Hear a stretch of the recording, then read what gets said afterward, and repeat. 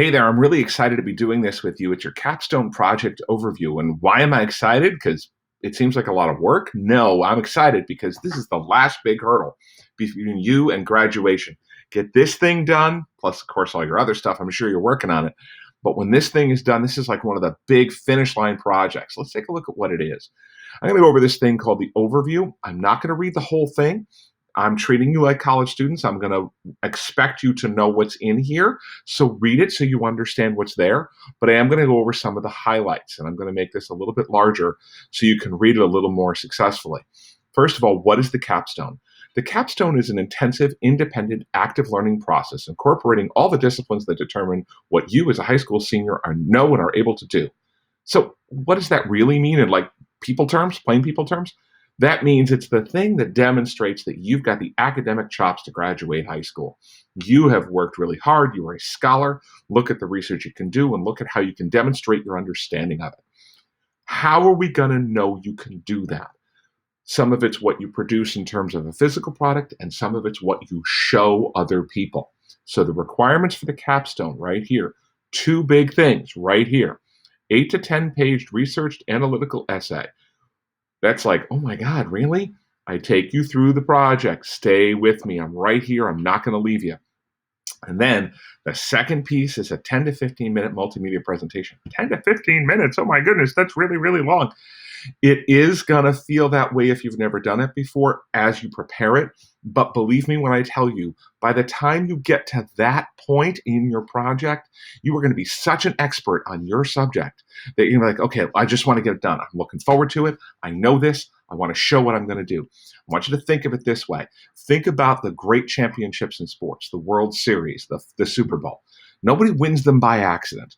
Those players who were on the who were on the playing field for that, they don't get off the bus and like wander onto the field and say, "Oh wow, I'm in the World Series, I'm in the Super Bowl." They don't say that. They work for years and they put a lot of time into it. Now this isn't going to be years, but you've actually been working for years, and you're going to really focus for the next few months. And once that's done, you're going to be ready to rock and roll. So what's going to happen is your project, the roles, just so you know, you're going to read this on your own. I'm not going to read these to you, but I want you to know that the roles of the student, you're expected to engage and work hard. If you engage and you hit your deadlines, even if you don't do them as well as expected, I can work with you a lot, but I've never had a kid who hit all the deadlines in a course and got all the work in ever fail. Never had that happen. I've been doing this for 31 years. So I don't think you're going to be the first one. So if you stay engaged and you hit your deadlines, that's your first responsibility. So don't stress, oh my God, am I good enough? Just work toward the one thing that's in front of you. Control the controllables. What's my job? Do a good job teaching. It's my job. Make sure I prepare my documentation, which I have. I've got to review and give you feedback. That's my job. And then there's going to be a capstone review panel. Your capstone review panel has to be someone who, these are going to be three teachers who we're going to pick, and we're going to put you in front of three teachers. And I may be one of them, but I'm not three of them. And they all have to vote that you passed. And if you don't pass the presentation, you might be asked to do it again, but it's definitely a big deal. Reminds me of my black belt test. My black belt test was 4 hours long. It was really hairy. But let me tell you, I worked for years before I took that test. So by the time I was there, as tough as it was and as exhausted as I was when it was done, I worked really hard for that. I couldn't wait to have it done and to get that black belt because I had paid the price and I had worked those months and those years. So you're going to do the same thing for these next few months. Your parents are going to need to support you as well. Now, these are all the standards. Feel free to read all the standards that the state put in place. This is the most important part. I'm going to zoom this out to 100%. All of these projects are in PowerSchool right now. This isn't something off the back of a potato truck. This is a planned project, and you have to hit your deadlines as you go through this so you understand what's happening, okay? Now, I'm going to zoom in so you can see it and read it a little more carefully. Your project choice, let me just make sure this is out there, right? Your project choice right here is due by February 4th. That is the project proposal. And that's a document. We'll show you that. And then the questions revision, which, if you remember current events, that was the 5.1 project. That's all due by February 4th. That has to be wrapped up this week. And then the source and note cards are coming in after that. So you're going to have 2 weeks of just hardcore research, reading in that library, that guide that I gave you, getting all that done.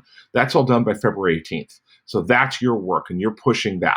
When all those cards are to me by the 18th, we go over that, and then you start right in on your outline. All right, your outline's going to be next, and I'll show you exactly how that outline has to look, and that's due a week later.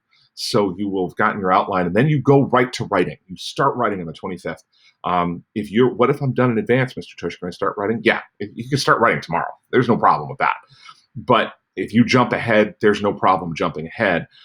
It's just that the only thing you can't skip is you can't skip ahead of the proposal. I have to approve the proposal because I don't want you spending umpteen hours in a project that isn't accepted. So make sure that you have your proposal approved. Once that approved, you are free to go pretty much through the rest of the project. And if you go too far ahead and you have to go back and revise, it's just a part of it. But anyway, outline is due by the 25th.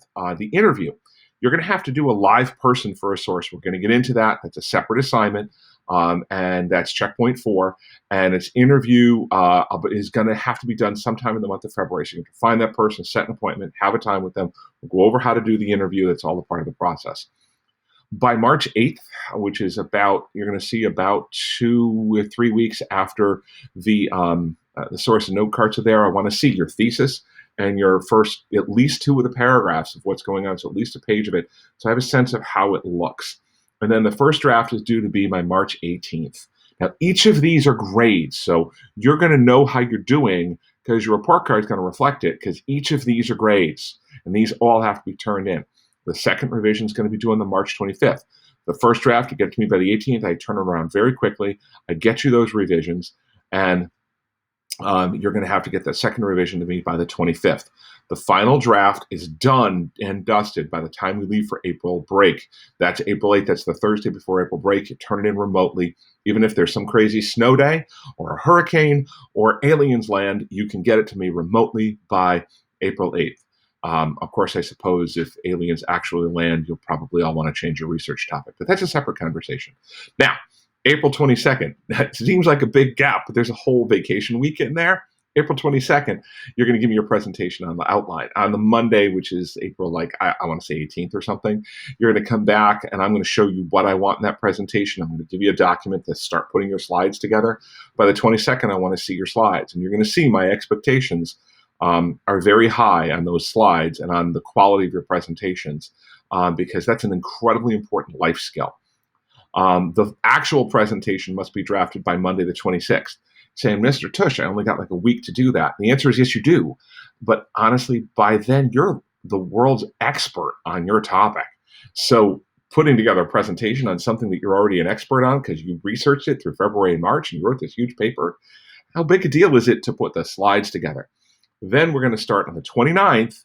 We're going to start doing practices in class. That's going to start happening. I'm going to start knocking them down. If somebody's ready earlier, you can get your practice out of the way earlier. Then in May, and that's why I have to leave May aside. Throughout the month of May, you're going to be given an appointment, and you will have practiced it with me once, and I will have you do your practices in the order of your appointments, so the people with the earlier appointments will practice first. And then you're going to start doing capstones, and I'll actually be out of school for like a week in May, because not out of school, but I'll be in presentations all week long, because we do about 3-4 presentations a period, and you present to the capstone panel. What if you're in remote learning? You will be doing things remotely, just like we do now in all of our other meetings, just like I do when I teach.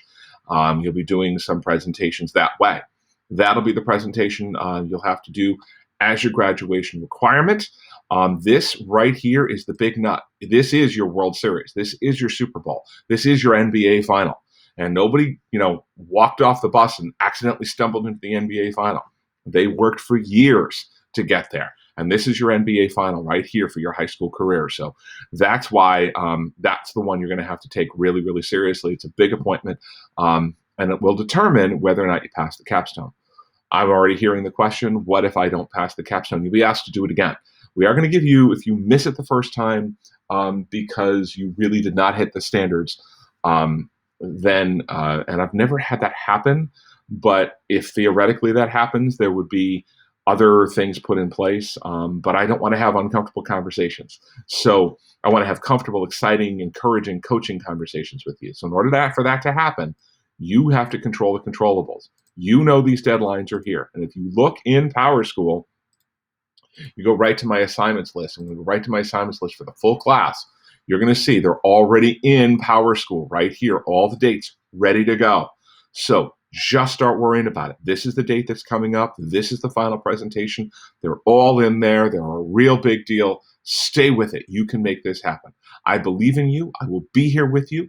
I will be standing on the sidelines with you as your coach when you pass your capstone, when you are looking at your graduation. We're in this together. Let's make it happen. Good luck, everybody.